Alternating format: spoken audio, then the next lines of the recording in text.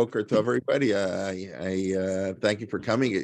I always thank you for coming, but especially I know this morning probably for some people a little bit inconvenient. But as you know, we like to learn Torah 365 days a year, or as close to that as we can get. So thank you very much, and we'll continue. Anybody remember we haven't had a class on the Siddur in 3 weeks? So anybody remember what we're talking about? We don't give any tests here. That's one of the things you learn when you. One of the differences between teaching, kids and teaching adults is you can ask kids questions, you can put them on the spot, you want to like tease them out, push back at them. You can't do that with adults. It's like a whole different atmosphere. They come, they're not interested, and you also find adults very often don't like to answer questions because they're afraid. It's an issue. I don't know how to deal with it exactly. They're afraid they may get the answer wrong and they may be embarrassed and whatever. Kids don't generally have those inhibitions. They generally don't know the answers anyway, so it doesn't really matter. Okay, with that, we're in the middle of I see if I was hoping somebody would remember where we're up to. We're in the middle of Birchot Kriyat Shema. I hopefully will finish today, at least to the end of Yotzer HaMorad, at least the first bracha. So next week we can start clean and Ava Rabbah on the second bracha. But we're in the middle of right Bechulam Potchim et Pihem, or actually a little before that. Let's start from the paragraph. That's just after Baruch. We're waiting for a few weeks, and I'll pick up. We're in the middle of that. We're talking about the angels. We're about to talk about how the angels praise God, and of course, this is a metaphor in many ways for us, right? The angels is a very sort of unusual topic. We have them every Friday night, right? We sing Shalom Aleichem. It's based on the Talmudic passage that when you come home on Friday night, so two angels accompany with you, right? People are aware of this passage in the Gemara, and if they walk into the house and the angels see a beautiful table and the candles are lit and the challah that people are making now for the first time in a few weeks, so they see everything all set up so beautifully, so the angels, it should be like this every week. And if unfortunately it's not the Shabbos atmosphere, the other angel says it should be like this every week. And therefore we greet the angels who accompany to our house. But the angels are not really, I don't think, is sort of a major topic in our the way we think about things. Even God is we sang on Yontif the Yud Gimel Midot, right? So the custom is on Yontif we sing the Yud Gimel Midot, and of course the Yud Gimel Midot, Hashem Rachum Mechanun Erech Apayim, that's done for we to copy them. The Gemara understands the Smahu Rachum Apata Rachum. The same way God is merciful, we must be merciful. The same way God is kind, we must be kind. I've mentioned many times that everything the Torah tells us about God is really telling us about man. Because the first thing the Torah tells us, and right at the opening lines of the Torah, is that man is created in the image of God. That's man has to copy God. You have to walk in the pathway of God. And the Talmud says, how is that possible? God is a consuming fire. So we walk, follow his character traits. Like he visits the sick, we visit the sick. He comforts the mourners. We have to comfort the mourners. And the Torah gives examples. God visited Abraham. He buried Moshe. We have to do all the things that God does. So that's very much in our tradition. That whatever we know about God, whatever we can sort of understand, that the Torah tells us, it's really telling us about our relationship to man, and that's of course the interconnectedness between mitzvot. Bein Adam L'Chaviro and Bein Adam L'Makom, mitzvah between man and man, and mitzvah between man and God. Every mitzvah between man and God has a application between man and man, or to put it slightly differently, every ritual has an ethic, right? Probably the best example, the easiest example are the korbanot, right? Very ritualistic, and we spent a lot of time on Yontif. That's what we do at Musaf. But everything about the korbanot has an ethical component to it, that sharing with others, whatever it might be. There's no such thing as a mitzvah between man and God. Eating matzah. So eating matzah talks us about the importance of freedom for other people. Whatever mitzvah you can think of, there's always a human ethical component. We don't believe in ritual so much for the sake a ritual, but the ritual has to bring out ethics. Fasting. The Talmud says we fast, so we should develop our sensitivity to the poor, right? So we should give charity. We went to Egypt. So we should know to be nice to strangers. So every ritual is always tied up with every ethic. Same thing. Everything about God is tied up with man. Okay, so here we have the angels. So I would say, in a sense, even more so. But I want to start with the so the paragraph we discussed this Yotzer a couple of weeks ago. Chaim Fruchter pointed out the beautiful idea of Yotzer and Yetzar. God is a rock, but also Yotzer Tzur is like we say creator. And it's a combination of both. Yotzer Meshartim Asher Meshartav Kulam Adim V'Rum Olam. Okay, so the servants of God, the angels who always serve God, unlike man. Man has an evil inclination, so we don't always serve God. We're busy, fulfilling our evil inclination. But the angels, they don't have an evil inclination. They do whatever they're told. That's sort of the idea. That's Hazinu Hashemayim Ba'adabeira. At the end of the Torah, Moshe talks the heavens and the earth. Nature doesn't have an evil inclination. Nature does whatever it's told. Definition of nature is it never changes. That's what it means to be nature. Nature, so we can predict the future. We know when the next eclipse is going to be in 98 years. There's always something. The next time it's going to happen is in 2074. At 11:32 p.m. Like they know exactly. It's unbelievable. But the scientists have discovered. So that's nature never changes. Nature does what it's told, and the sun rises like clockwork. It's not really the sun. The earth moves like clockwork, whatever. So those are models that humans are supposed to emulate. That we should try to be like that. Of course, it's not fully realistic. But anyway, so the Mishnah, I want to continue because it's tied into in Sfirot Omer. So we say mashmi'im b'kol. They mashmi'im b'yirah. They voice in awe. Yachad b'kol, together. We're going to see a few common words, themes come up all the time here. The idea, kulam ovim, kulam urim, kulam yivurim, all joining yachad, joining together, the coming together of everybody in the service of God. That's a very common theme throughout the whole couple paragraphs. And also kedusha. We lead to kadosh, kadosh, kadosh. We'll discuss that in a few minutes. The kedusha that we know from the Shmon Esrei is here, and the word kedusha, kadoshu, kulam kedoshim, that word comes up a lot. So the nachat comes up a lot. Zmira. In other words, this is, I would say, very repetitive ideas. Song, togetherness, beauty, coming together to sing the praises of God and holiness. That's sort of the theme of the whole idea here. But it mentions the word, and this is what I want to tie into Sfiras Omer. We spoke a little bit about that on Tuesday. Divrei Elohim Chayim, the words of the living God. Divrei Elohim Chayim, that the words of God are like we call it's a Torah Chaim. Torah has to be applicable in life. It's not some old book that applied 3,000 years ago. That's always the challenge of teachers and rabbis in every generation. And poskim is how to make the ancient, unchanging Torah very relevant for a very, very fast changing. I would say that is the definition of halakha.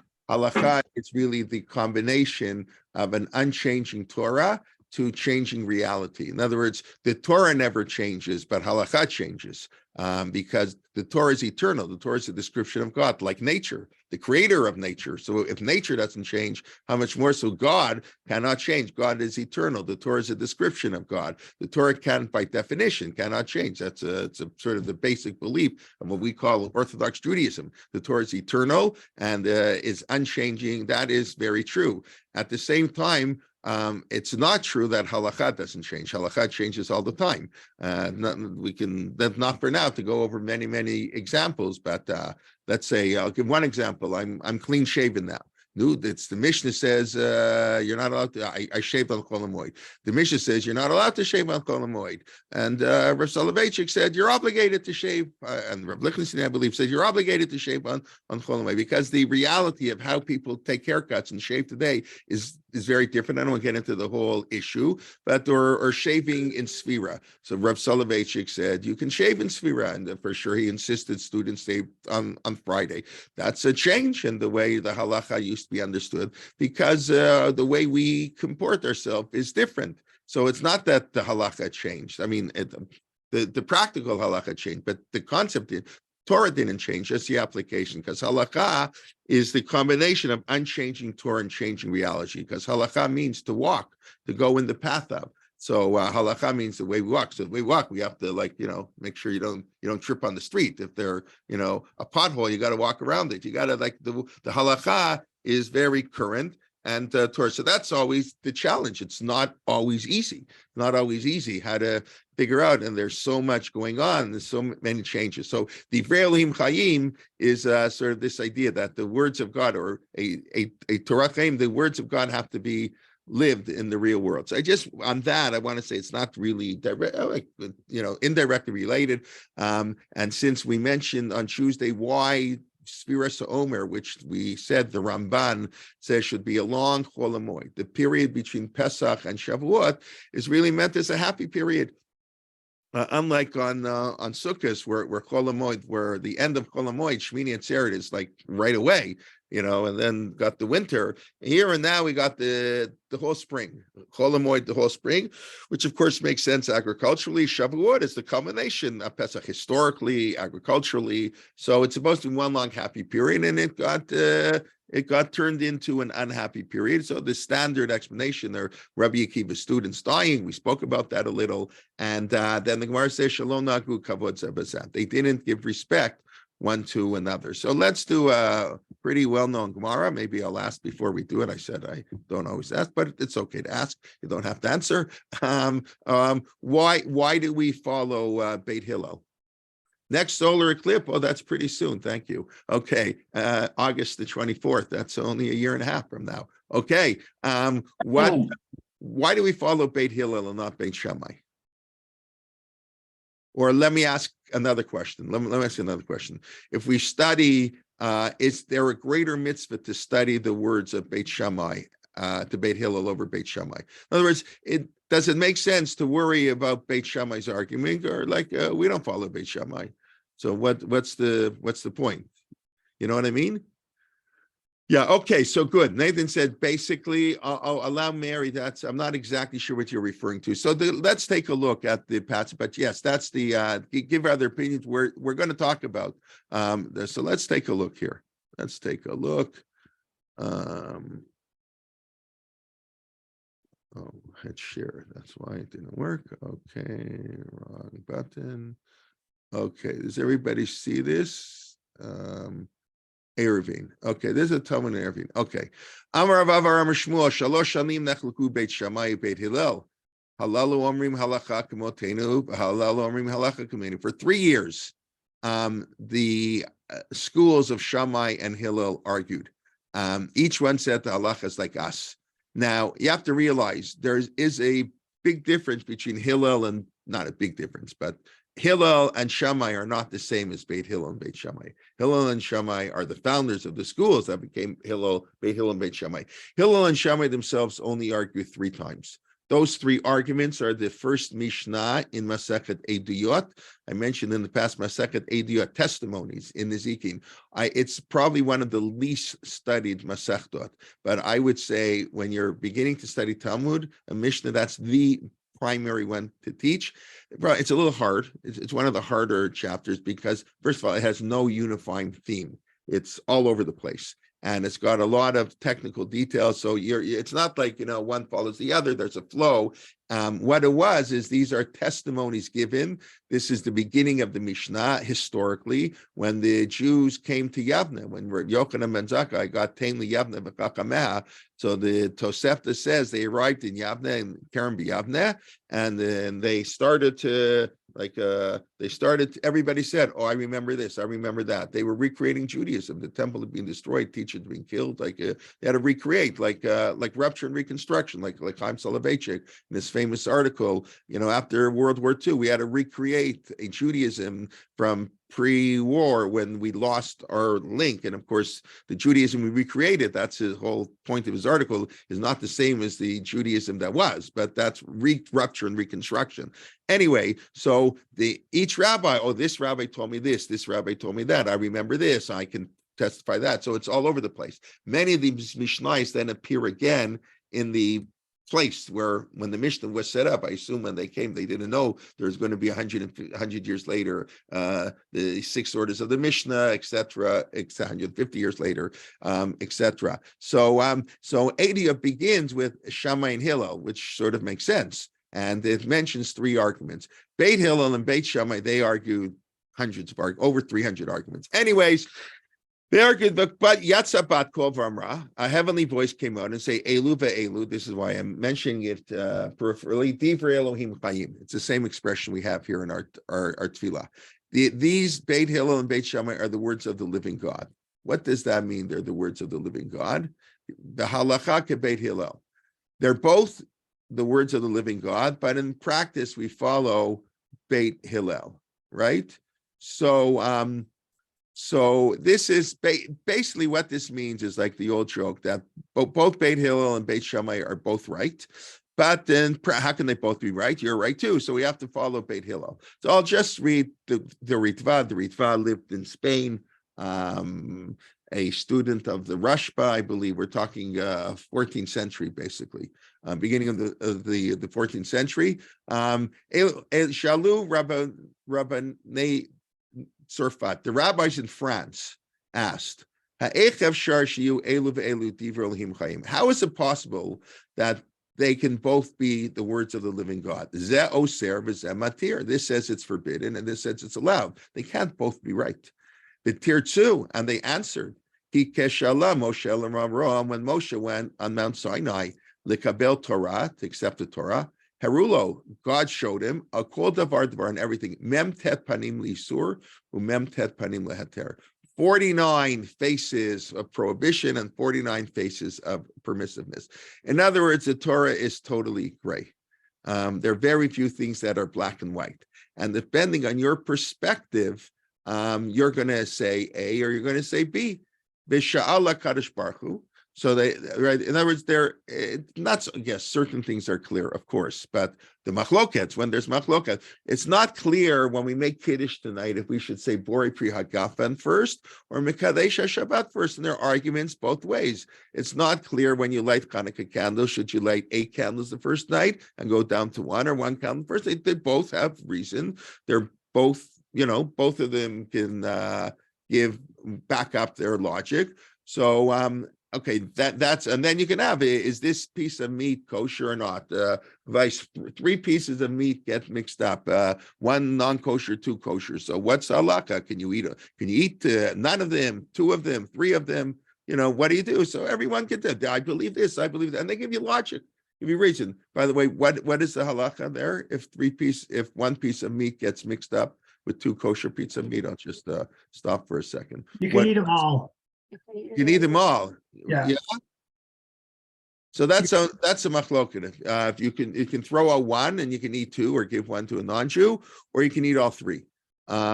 What do you mean eat all 3? Then you're 100% eating non-kosher food. Even if you give away 1, you're 67% chance eating non-kosher food. The chances you'll pick the non-kosher one. So this is a very interesting debate. Not for now. I throw it out just to show you how you can see how complex it can be. Why? Because acharei rabim latot, Jewish law says you follow the majority. There's no certainty in life. The uncertainty principle. We don't live with certainty. That's not in this world. So we can rely on a majority all the time. Halakha relies on majority. We don't know for sure. That's okay.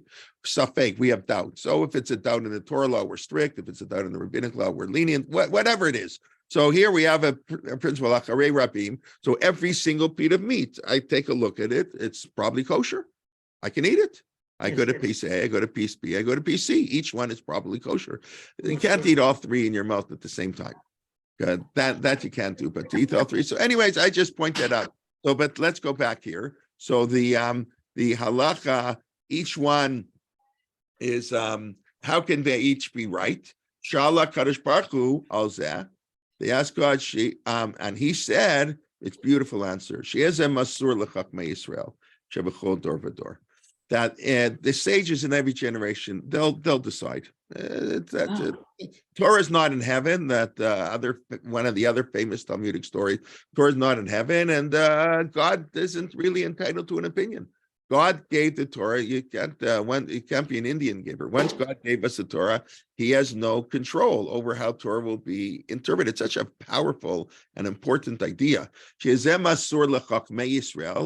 they have to follow certain rules.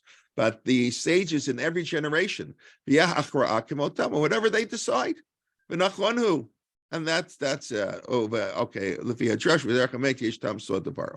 says Kabbalistically, there's some other explanation. Anyways, but what it means is both Beit Shammai and Beit Hillel have elements of truth and Torah to them. They both can be right. In practice, we have to follow Beit Hillel. But then that's Rav Soloveitchik said, you study Beit Shammai, it's the same mitzvah of Talmud Torah. In the theoretical world, in the world of study, there's no difference between Beit Hillel and Beit Shammai. And of course, when you have debate, each side sharpens the other. Now, we understand Beit Hillel better because we have the opposing view of Beit Shammai. In order to explicate what does Beit Hillel mean, we have to understand what Beit Shammai means. So machloket debate helps us to understand what the halakha has to be. So it's even more, it's divrei Elohim chayim. It's part of the whole process of Torah. We study it seriously in practice. That's okay. There's something in the laboratory and something in practice. We follow Beit Hillel. And then the Gemara says, and this is the tie-in to divrei Elohim chayim, that the words of the living God, and now the tie-in to Sfiras Omer, since they're both right, why did they follow Beit Hillel? They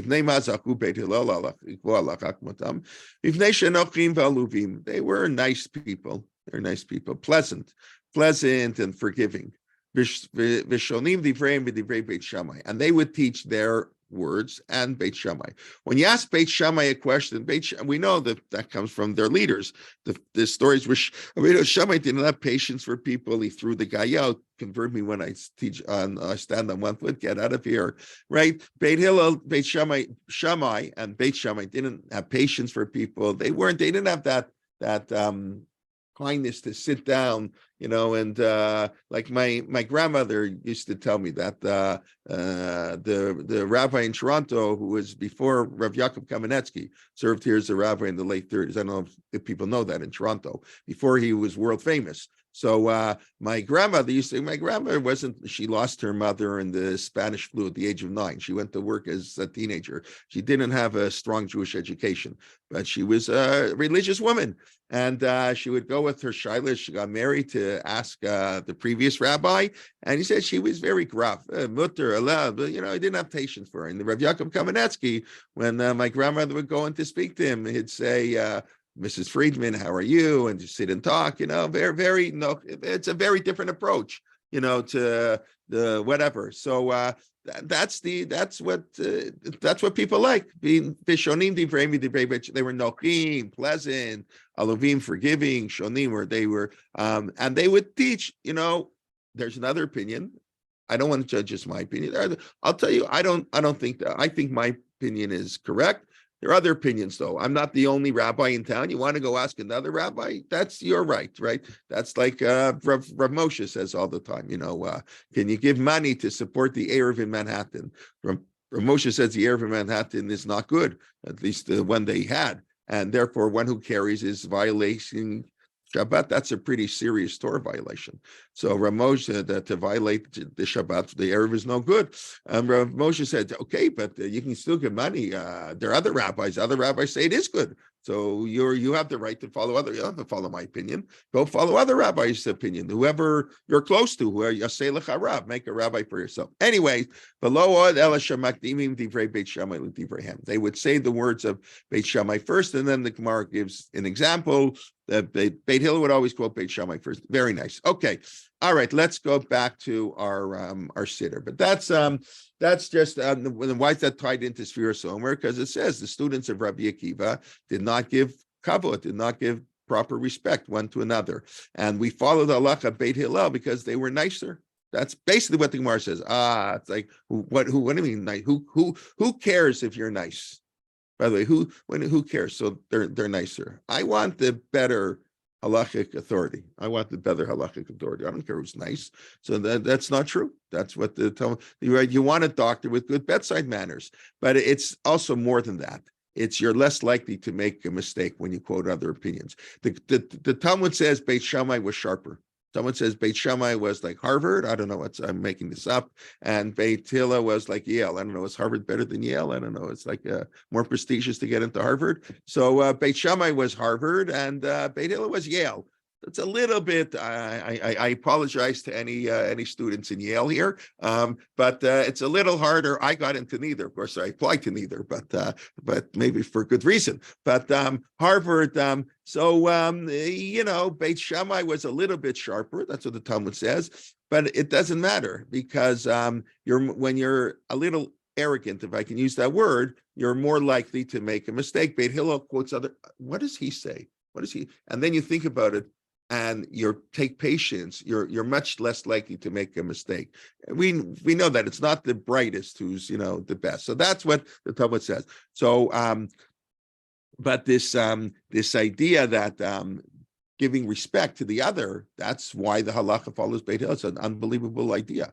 Like you would think we follow Beit Hillel because it was better, it's the best, greatest Torah scholars. No, we follow them because they were nice, they had patience, they didn't get upset when people criticized them, they quote other opinions first. So that's Beit Hillel. Then the Talmud says, I think I put it here, we'll just do it, a beautiful Mishnah that where does the Mishnah here? Why did I lose it? Because it's covering here.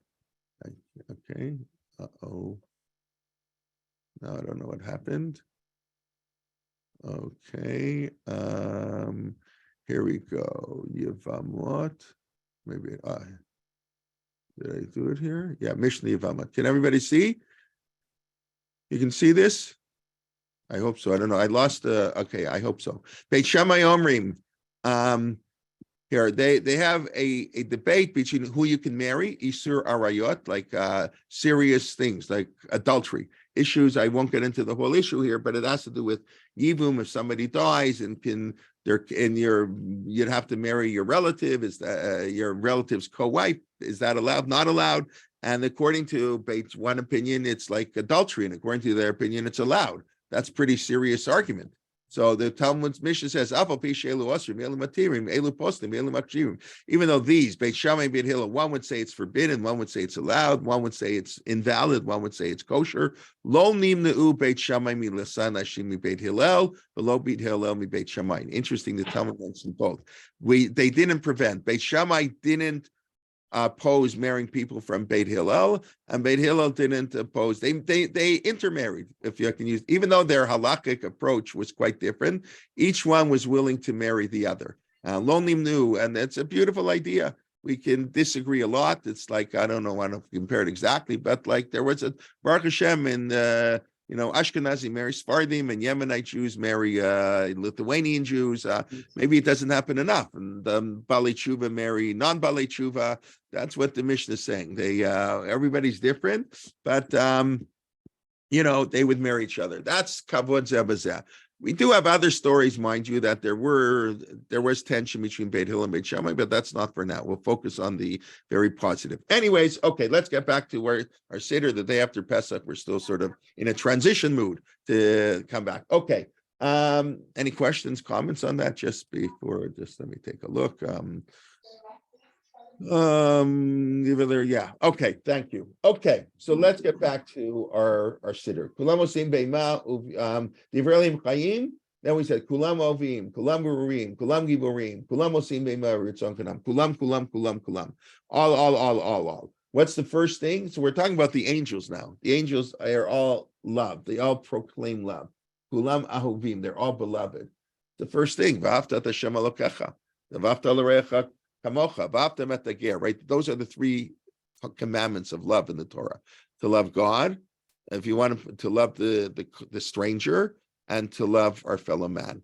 And now, of course, the stranger is included in our fellow man, but he gets a special mitzvah of love that we have to do. That's the whole purpose of the Exodus, all the Pesach.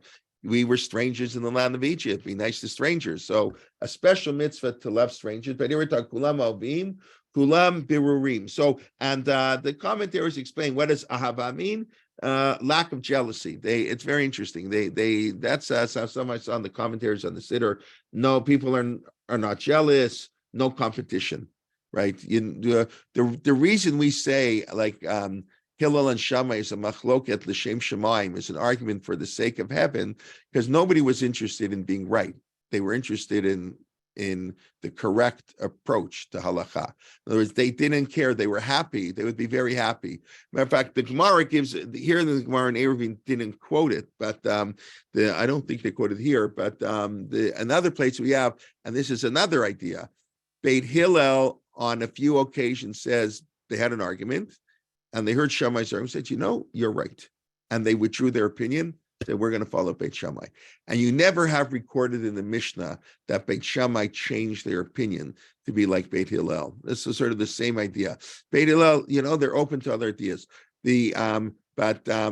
A true dispute is when you don't care if you're right. You're happy to be wrong if somebody else comes up with better arguments. That's the whole idea of learning with a chabrusa. You bounce off ideas to somebody else, so they'll refine your ideas, not to tell anybody what you think. It's sort of so you can be much better. So that's the idea. There's no ahava, means there's no competition. You want to be like of course, ahava comes the word hab in Aramaic, to give to others.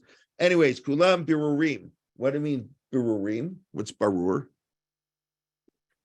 I mean kulam birurim. They're all beloved. They're all birurim.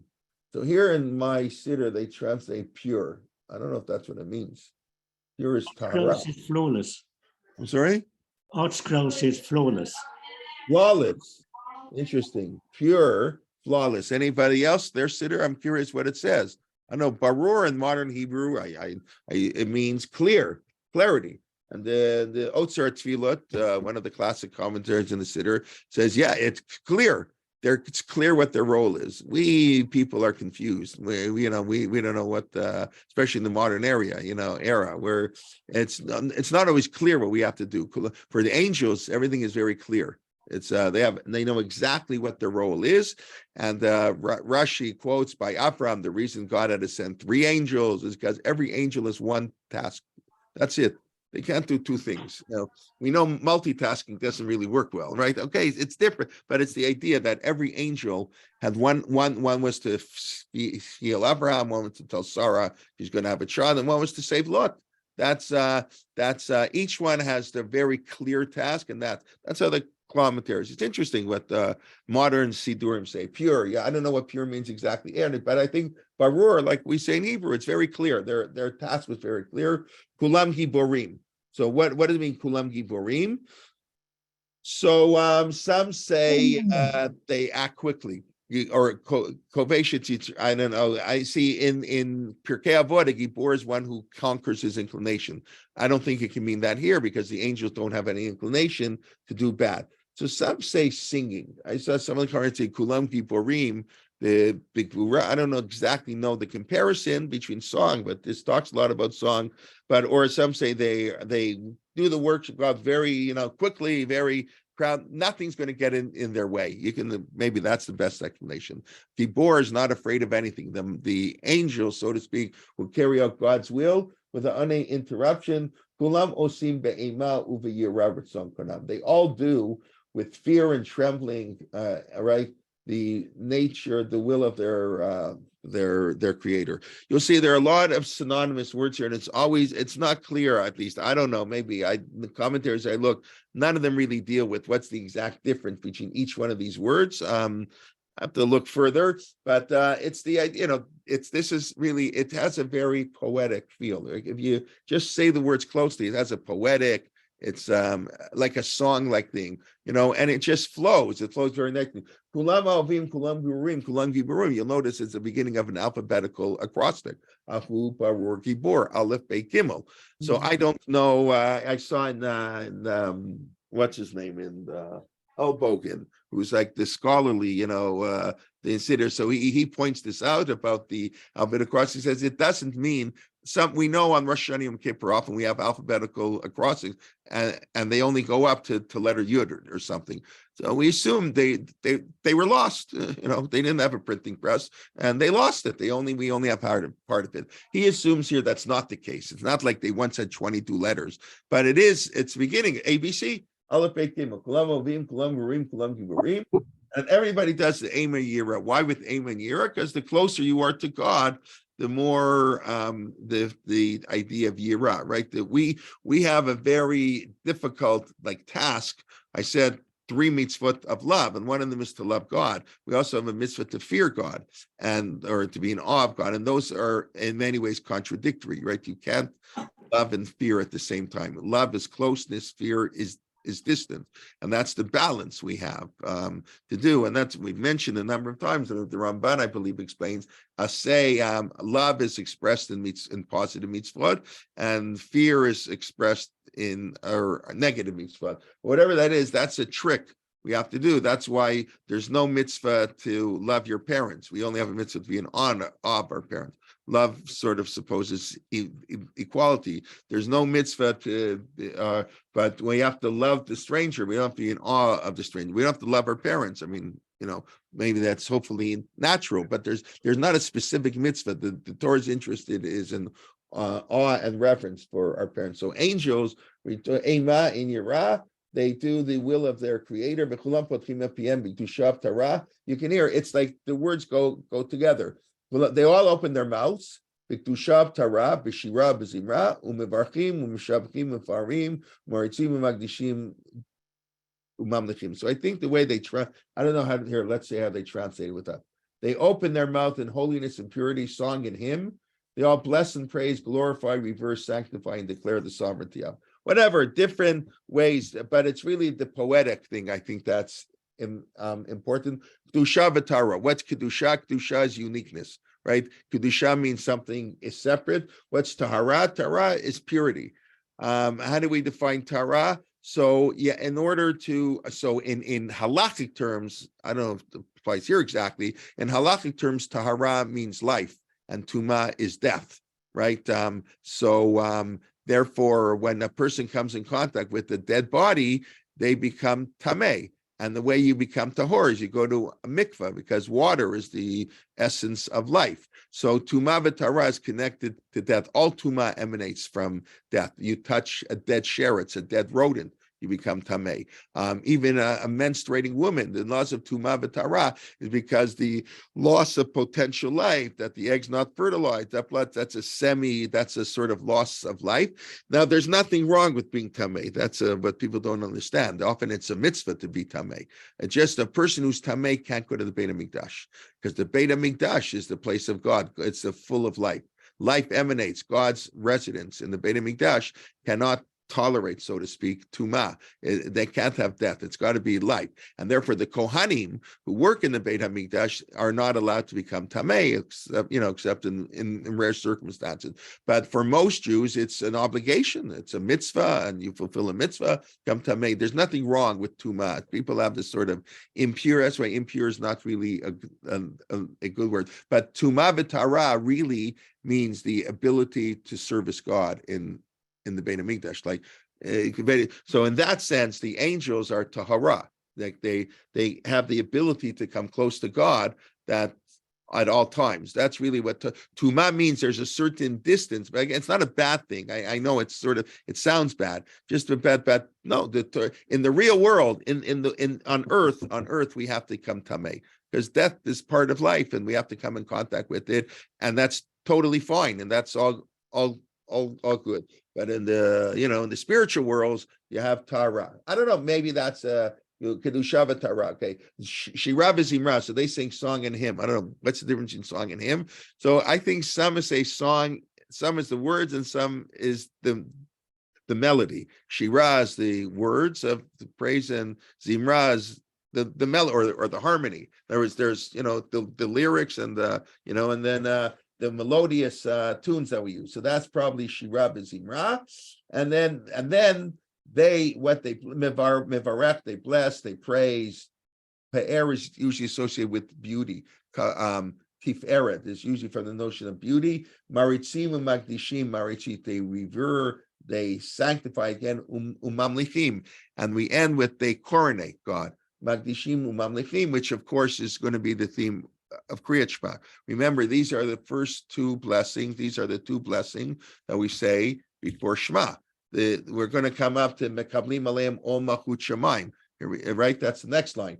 At Shem, right, the Chulam Mekablim Aleim Ol Malchut Shemaim. We say the Shema is the acceptance of the yoke of heaven, Mamlich. So we're sort of alluding to the theme that we're going to say of the Shema, Mamlichim, and then we say, what are they doing this for the name of God? In other words, they open up with love and clarity and strength and fear and reverence, and they open up their mouths in holiness and purity with songs, all this stuff. What to do? What to praise the name of God? Et Shem, the name of God, and Melech Hagadol. We've said many times, the Kara b'Shem Hashem. What does Abraham do? Right, it's calling out on God's name. We mentioned earlier. We say the Yud Gimel Midot. Vayavor Hashem al panav vayikra b'Shem Hashem. Right, we call out in the name of God. Right. So at Shem, right, and Shem, right, Noach, we are all descendant of Shem, right? Noach named this, I doubt he named his son Shem. I like we mentioned many times, names in the Bible are often are symbols. I find it, I mean, it's possible, but I don't believe that was his real name. That was the name the Torah gave him. And the same thing, Cham. Cham, guy names his son Cham. It's a very, and remember the Torah uses these terms as sort of Cham, the heat, the sin of Cham, like Yafet, also Yafet Elohim, beauty. These are all symbols, right? I doubt very much Noach named his kids for that. Noach's name, the father, it says Lemach named his son Noach. He'll bring comfort because Noach is the first person mentioned in Torah born after Abraham and born after Adam. And God cursed Adam that all the days of your life it'll be hard to get food from the ground. Now Adam is dead. Right now, it'll be very easy to get food from God. This will bring comfort. The land will now give things. That's what he didn't realize it was.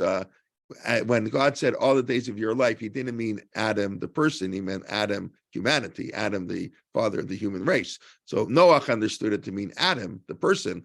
So Noach's the first person, look in the Torah, the first person born. Adam lives 930 years, right? They're the 10 generations, right? He was in 9 generation. Noach generation 10, he's the first generation. Adam's not alive.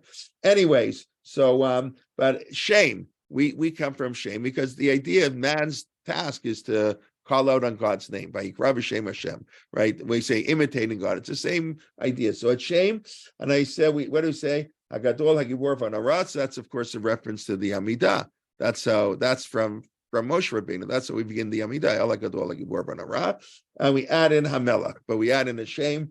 Ha'el Hamelach, right? We add in that one word. God is the King. We're going to say Shema soon, I believe, and it's the idea of the Malchut of HaKadosh Baruch Hu. So that's we're doing all this praising. The angels and therefore man has to do all these wonderful praising, and it's just the poetic rhyme is very beautiful. And again, Kulam, this idea, all of us together, Kulam mekablim aleim ol malchut shemaim zeh mizeh, right? We all accept the yoke of heaven, Shema. What does mean zeh mizeh? They all accept the yoke of heaven, zeh mizeh, from this one to that one. What does that mean? So you have to understand, sometimes when I ask questions, I just want to get people involved. Sometimes I ask questions because I don't know the answer, and I'm trying to get people to give me insight, because you learn the most from your students, but from the questions and insight of your student, which is so true. So many things I've learned from other people. It's really amazing and getting me think. But what does it mean, Zemi? Anybody have any ideas? Doesn't it have something to do with permission? Yeah. So we're gonna see, right? It says it twice. Mekavlim aleim ol malchut. They accept the yoke of heaven. Zemizeh. V'notnim reshut zeh lazeh. You got it, and they give permission one to the other. So that I understand. They're not jealous. Remember, we said Ava means a lack of jealousy. So they gave permission. I don't have to be the one to praise God. The role of the angel here are to praise God. So I want to do it. Like, in shul sometimes they fight. Who's going to get the aliyah? Who's going to be the chazan? People fight for this kind of narishkeit, right? So that's, what do you mean? Why would you fight? That's why the halacha says, well, you're supposed to say no. Let somebody else do it. Okay, they ask you, you're the best person, nobody else to say there. But you should always be willing to give permission to other people to do it. If we're all serving here to serve God, what do you mean? I need the honor that I have to be the belt. Okay, I have to get Mafter Yonah. I have to get the Li of the Ser Hadibur. Who cares? Who cares who gets it? Somebody. Okay, so you're right. The shul, you should give these things to someone who's worthy. I don't want to put that down, but you it's again often it's a difference between the obligation of the community and your obligation as an individual, and sometimes they clash a little bit. You have to refuse, but what they have to offer. Then you have to work out how you're going to do it. But Nodnim Reshut Zelazeh, each one gives permission. It's a beautiful idea. You go first. But what does it mean they accept the yoke of heaven from one to another? That's a little bit less clear. So since nobody's answering, I have to give my answer, and then you'll tell me if you like it. I don't understand how the angels can be accepting the yoke of heaven when they don't have free will. If you don't have free will, how can you accept something? Now, if you're going to me, an angel is like a vacuum cleaner or a messenger, or it has no free will, unless you're going to say that the angels are cheerleaders for us. Right. Well, so that's what we are saying. We are saying a lot that what's saying about the angels is for us. We said if what it says about God is for us, how much more so about the angels is for us. Correct. I hear your point. Again, I don't take this literal. It's sort of it's the idea that they willingly, of course. The problem with the angels is all meaningless because they are created this way. They don't have a Yetzirah. It doesn't mean anything from their point of view, but from the point of view of we're trying to express here, God is the creator, right? But go back into where we are. We take so long, sometimes we lose sight of the big picture. We're about to say Shema. Before we say Shema, we have to say 2 brachot. So the first bracha, this very long bracha, is about creation, God of nature. And the second bracha is God gave us Torah. Ava Rabba Avtanu, he gave us the Torah. So nature and Torah, those are the 2 brachot. And what are we doing? We're seeing nature just is it's God's power and beauty and the praises. We just have to praise. So the angels were tasked with being, you want to call it cheerleaders? That's fine.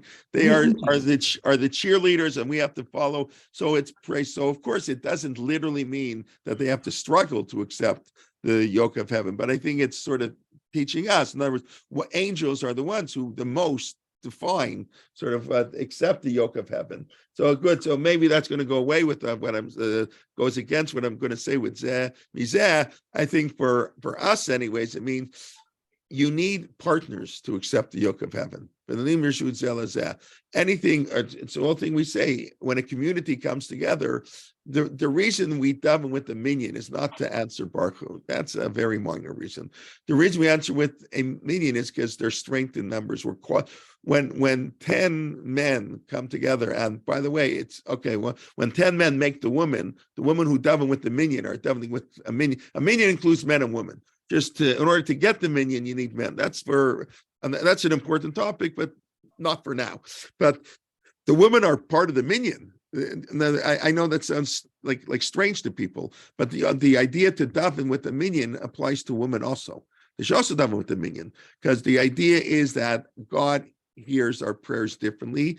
God has a different relationship with individuals and with Klal Yisrael. Rav Soloveitchik has, we've mentioned in the past, a beautiful essay in Al Hatshuva about that. Bein hayachid v'tzibur, that God's relationship with Klal Yisrael is much stronger. We can put demands on God. It's Klal Yisrael. It's a Jewish nation. We're an amazing people. We still, 4,000 years later, we're unbelievable. Individually, we're sinners and lowlifes and all kinds of bad things. So davening with working together, it's not, that's in basic sociology.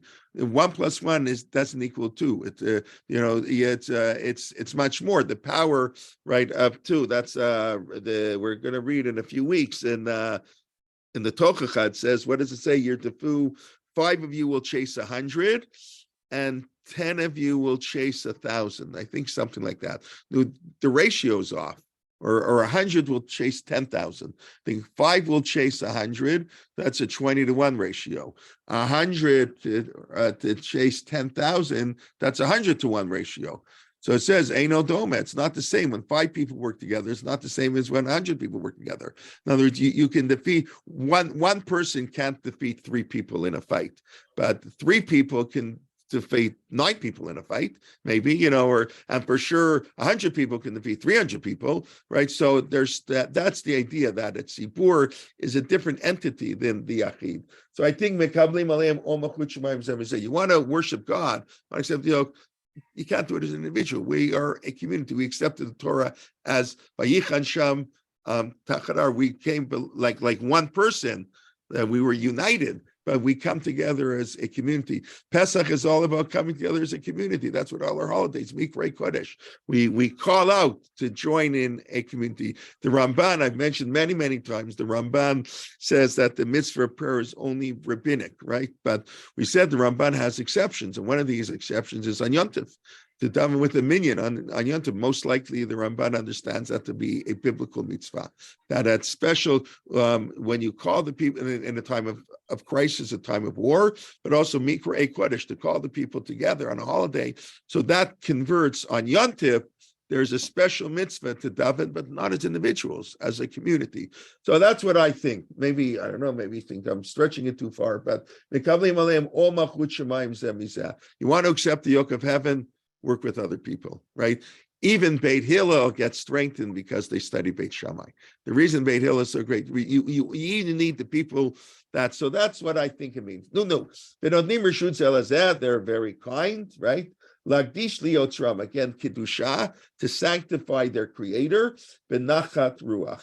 And that's the same thing. Beit Hillel, nochim v'aluvim. You see, really, the comparisons are pretty cool. Nochim v'aluvim, they're nachat, pleasantness, softness. That's why we follow Beit Hillel, and that's what the angels did. They don't yell and scream or whatever. They do it with sweetness. B'safa berura, clarity. Right? You have to sing. You have to say with clear language the words safa berura uvneima. Okay, so this I'm going to ask you a question. Right? So how does a chazan normally? So I'll do what I think I've heard 99.9% of the time. I think I don't know. I always pay attention. The chazan davening.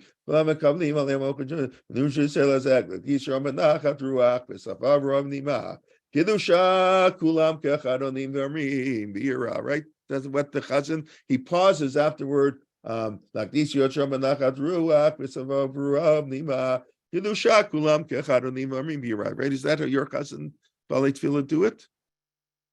Zeb, is that how they do it at all? Where do you say like this yotzram benachat ruach v'savav ruach nima Kiddusha kulam kechadonim v'amrim b'yira.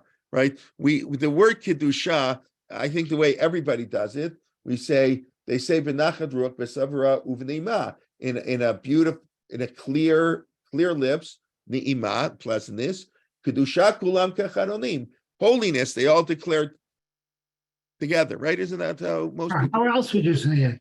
I'm sorry? How else would you say it? So the way many of them say this and no, and it makes so much more sense. Then the 6 words go in 3 pairs. It's safab. It's safab reshut zelazah. It's nachat ruach, safab rura, and the ima kedusha. The pause, and I'm sure in all your siddurim, the commas after nima, including in my siddur too. But many of them, unfortunately, point out, I never knew this. Thank you. Only when I was reviewing this. They say in the Sephardic siddurs, I don't know what they do but they comment. It can be read. Question is it a noun or an adjective? Right? B'safa berura u'b'ne'ima kedusha, and with a holy song, a holy na'am, a holy tune.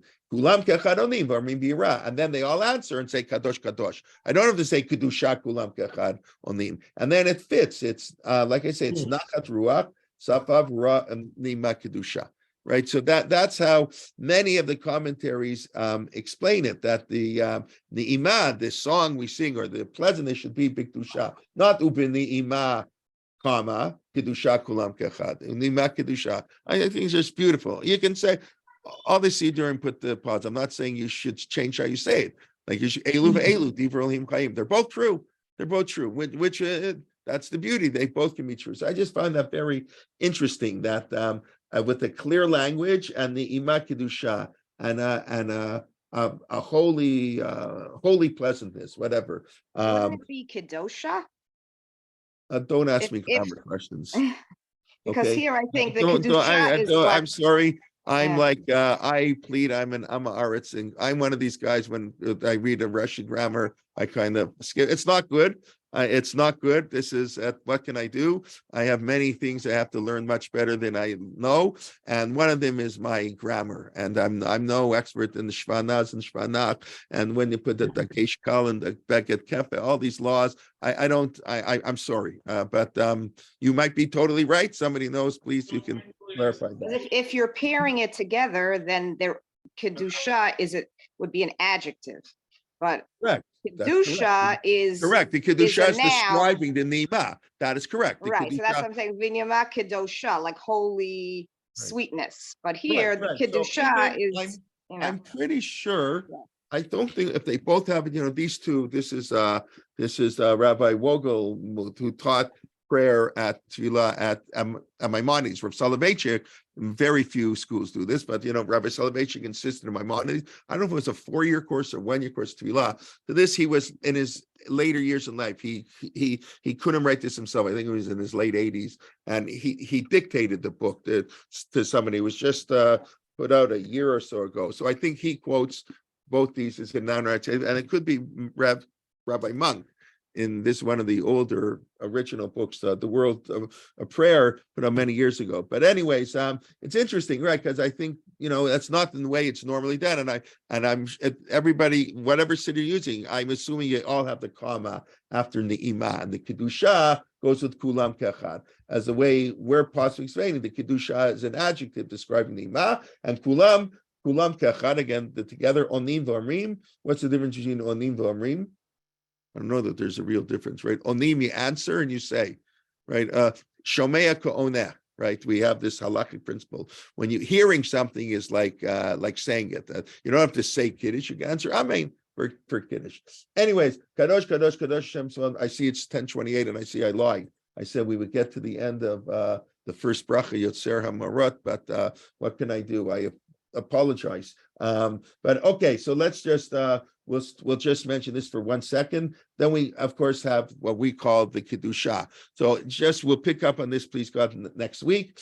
But it's very interesting. There's some opinions that say you can only say this when you're done with a minyan, just like we say kedusha, in the Shemon Esrei, only with a minyan. So there were many halakhic authorities say if you're davening by yourself, you can't say this. That's not the accepted opinion. The accepted opinion is you can say it on your own, because we're describing what the angels did. Right now, it could be the opinions that say we don't say it are taking what I'm saying more literally, that I'm saying it's really a model for us, right? That's what we're doing. So there's a model for us. So we're really expressing this. It's true. It's couched in the language of the angel, but it means us. So maybe that's why they say, therefore you can't say it if you're davening alone. But the halacha, maybe there are communities where they don't, I'm not aware, but there is really a discussion if you can say this alone. Then there's another discussion. We'll have to pick up what came first, the kedusha here or the kedusha in the siddur. The idea that we say kedusha every day, that's not so old. I mean, I think it's 1,000 years. I don't know exactly. I have to double check. But the original minhag, they only said kedusha on Shabbat. We know our Shabbat kedusha is different, but apparently they didn't say it every day. Anyways, we'll have to pick up on this next week. Just let's do a very quick review, and then I'll take any questions. Okay, so we began discussing Divrei Elohim Chayim. I think that's where we started. Right, we're talking about the angels. We talked about the poetic, the repetition, kedusha. Kulam ke'achad, joining together, benachat, with song, and then we discussed Divrei Elohim Chayim, how the Torah has to be a living Torah. Halakha is the intersection between an eternal, unchanging Torah that's a representative of God, a description of God that cannot change by definition, like nature cannot change. and that with the realities of everyday life, and then the intersection comes out to halakha. So as everyday life changes, the application of halakha might change. Like I gave the example, shaving today in Chol Hamoed may be an obligation. Maybe it's prohibited and maybe it's obligated. I don't think there's any view that says it's permissible. If it's permissible, it becomes obligatory. Anyway, because then you have to look nice for the last days of Yom Tov. But that's just one simple example of halakha reacting to changing circumstances. Then we spent a fair bit of time doing Beit Hillel and Beit Shammai, Divrei Elohim Chayim, right? Elu ve'elu Divrei Elohim Chayim. They're both right. We need them both because the Torah is full of gray. There are 49 ways to say this is allowed, 49 ways to say it's not allowed. And God said, you know what? It's your Torah, guys. I gave it to you. You rabbis of every generation, you decide what we do. And I have no say in the matter. It's an unbelievably powerful, beautiful idea. But Beit Hillel gets strengthened by Beit Shammai. And Beit Shammai gets strengthened. Zelazet, nothing reshut Zelazet. They get strengthened one another. And but they're both right. There's value in Beit Shammai. And sometimes Beit Hillel even agreed with Beit Shammai. And that's one of the reasons we follow him, because Beit Shammai always quoted Beit Hillel. They were willing to Beit Hillel always quoted Beit Shammai, not the reverse. They always quoted them first. They were willing to listen. They were willing to change their mind. Something we don't see. There's no evidence that Beit Shammai ever changed their mind to follow what Beit Hillel did. And but yet they themselves, they married each other. It's very beautiful. They disagreed. The Misnagdim and the Hasidim and the Balei Tshuva and the Yemenites and everybody's marrying each other. Baruch Hashem, we still have problems like this in Israel a little bit. I mean, you see much more in Israel, but Baruch Hashem, you have much more integration in Israel. And that, by the way, as a total aside, that's why it might be in 25 years, Kitniyot will be much less observed. I think already many people don't observe it so much because your daughter marries a Sephardi and you get invited there for the Seder. So the rabbi said, okay, don't eat rice. You can use their plates, just don't eat the rice. But it becomes hard, and we'll see. But if I was a betting man, it'll happen naturally. It's never going to happen that the rabbis are going to come out and say Kitniyot doesn't apply. But if 25 years from now, 70%, I don't think it's going to happen so fast, but 70% of Ashkenazim start eating kitniyah because they're under there, so it'll stop happening. And then the rabbis will post facto justify why that's allowed. But anyways, because Ashkenazim never married Sephardim, Baruch Hashem, that I was allowed. Okay, that wasn't review. But anyways, okay, and then we talked about the angel Kulam together, Ahuv without a jealousy, clarity. They know what their role is, and they give permission to one another to praise because nobody is jealous of one the other. They're with strength and commitment. But they also grow. In order to come closer to God, we have to have zelazah. We do omachut shemaim.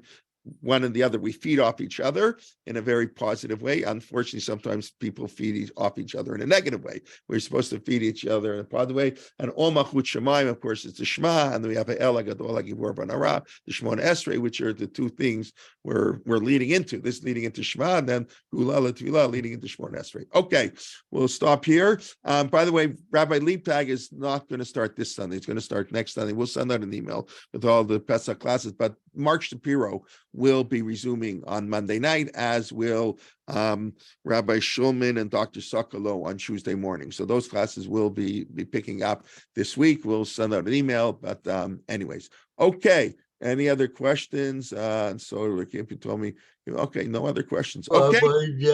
Yes, Marty. Do you know what was? I'm sorry, do I?